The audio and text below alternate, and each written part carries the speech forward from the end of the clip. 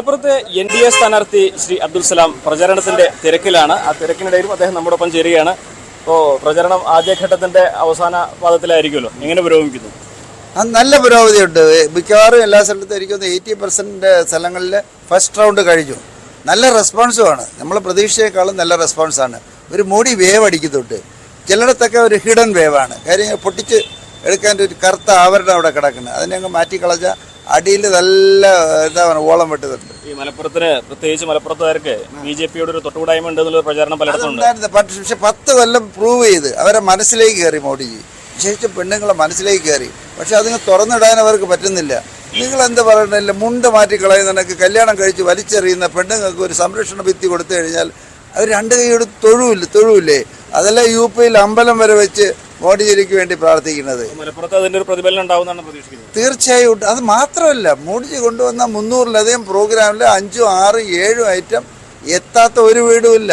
അത് ആവാസ് യോജന ആവാം, മുദ്രാ ലോൺ ആവാം, ജൻധൻ ആവാം, ഉജ്ജ്വല ആവാം, എത്ര പ്രോഗ്രാം, അല്ലെങ്കിൽ സ്കോളർഷിപ്പ് ആവാം. മോദിയുടെ ഗ്യാരണ്ടിയാണ് നമ്മൾ മുന്നിൽ വെക്കുന്നത് അല്ലേ? മോദിയുടെ ഗ്യാരണ്ടി തന്നെ, മോഡിയുടെ പ്രഭ തന്നെ, മോഡിയുടെ ആ സൂര്യപ്രഭ തന്നെയാണ്. എല്ലാ ജില്ലയിലും അത് തന്നെയാണ്. ഞങ്ങളൊക്കെ ഡമ്മിയായിട്ട് നിന്നു കൊടുക്കുന്നേ ഉള്ളൂ. പറയാനുള്ളത് മോഡിജിയുടെ ഫിലോസഫി. കഴിഞ്ഞ ദിവസം അദ്ദേഹം പാലക്കാട് വന്നപ്പോൾ അങ്ങേ റോഡ് ഷോയിൽ ഒപ്പം കൂടിയില്ല എന്നുള്ളത് വലിയ വിവാദമായിട്ടൊക്കെ പ്രചരിക്കും. അങ്ങനെ വിശദീകരണം തന്നതാണ്. പക്ഷെ അങ്ങേ കൂട്ടാത്തതിൽ സങ്കടം മറ്റു പാർട്ടിക്കാർക്കാണ് തോന്നും പലതും. അത് നല്ലൊരു എക്സ്പ്ലനേഷൻ. അവർക്ക് സെലിബ്രേറ്റ് ചെയ്യാനൊരു ഓപ്പർച്യൂണിറ്റി അല്ലേ ക്രിയേറ്റ് ചെയ്യപ്പെട്ടത്. ഞാൻ അത് ഇന്നലേക്ക് ഒരുപാട് പറഞ്ഞാണ്. എന്നാലും ബ്രീഫായിട്ട് പറയാം. മോഡിജി എവിടെ വരുന്നുണ്ട്, മോഡിജി എവിടെ പോയാലും ഒരു ഡിസ്ട്രിക്റ്റ് പോയാൽ ഒരു പ്രോട്ടോക്കോൾ, ആരൊക്കെ അദ്ദേഹത്തെ കാണണം, എങ്ങനെ കാണണം, എവിടെ നിൽക്കണം, സെക്യൂരിറ്റി, ഭയങ്കര സെക്യൂരിറ്റി അല്ലേ അദ്ദേഹത്തിനുള്ളത്. അതുപോലെ വണ്ടിയിൽ ആരൊക്കെ കയറണം, 2 പേരോ മാക്സിമം 3 പേരേ കയറാൻ പാടുള്ളൂ. പിന്നെ സെക്യൂരിറ്റി സ്റ്റാഫ് കയറുമ്പോൾ തന്നെ ഇന്നലെ അതിൽ കൂടുതൽ കയറി നിറഞ്ഞു നിൽക്കുകയാണ്. 1. രണ്ടാമത്, ആ പ്രോട്ടോക്കോൾ അനുസരിച്ച് അവിടുത്തെ കാൻഡിഡേറ്റേ പാടുള്ളൂ. 2, ഞാൻ അതിലില്ല. 3, അപ്രൂവ് ചെയ്ത ലിസ്റ്റിൽ ആദ്യമേ ഞാനില്ല. 4, എന്നെ അതിന് വിളിച്ചതുമില്ല. 5, ഞാൻ അങ്ങോട്ട് പോയതാണ്. എന്തിനു പോയി? പാലക്കാട് റോഡ് ഷോ പോലെ ഒരെണ്ണം ഇവിടെ നടത്തിക്കൂടെ? ഇവിടെ മോഡിജി വന്നുകൂടെ? മോഡിജി ഇവിടെ വരികയാണെങ്കിൽ ഇവിടെ മലപ്പുറം മറിഞ്ഞ് തിളയും.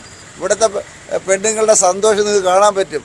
മോഡിജി കൊണ്ടുപോകും മലപ്പുറം. അദ്ദേഹത്തോട് ഈ കാര്യം ആവശ്യപ്പെട്ടോ മലപ്പുറത്തേക്ക്? ഞാൻ പറയും വരണമെന്ന് പറഞ്ഞു. എന്നെ നോക്കി എൻ്റെ ആദ്യം ഗുഡ് ലക്ക് എന്ന് പറയുമെന്ന് ചിരിച്ചു.